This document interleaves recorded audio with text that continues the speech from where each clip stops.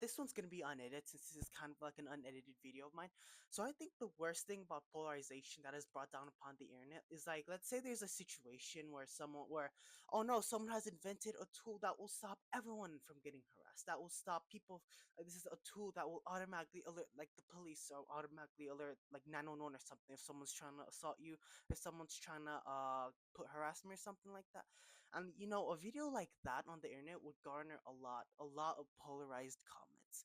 You see, the problem with this is that when we try to add in nuance into polarized debates, I think the really big problem with this is that number one, people would absolutely misconstrue your points. People would absolutely misconstrue your points into thinking, oh no, you're a defender of the other side.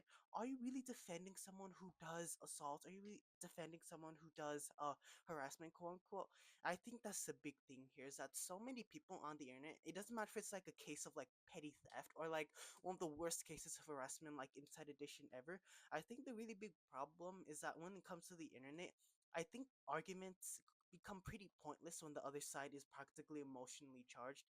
You see, and someone tries to insert nuance into this conversation saying, oh no, this tool that can help someone with who's being harassed, people can use this incorrectly. You see, someone who's kind of like setting up like a decoy or something, someone who's being very manipulative, they can absolutely use that type of thing to their advantage and end up calling 911 on the wrong person.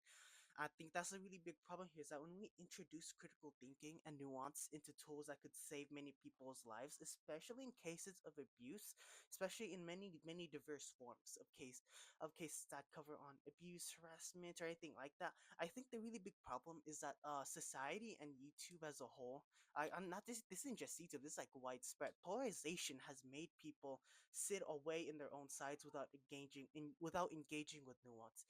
You see, chat, this proves my points again. Even like a polarized reaction coming against my points, it would only prove my point of polarization. People are so engaged with their own emotions that we have lost any sort of common sense on the internet.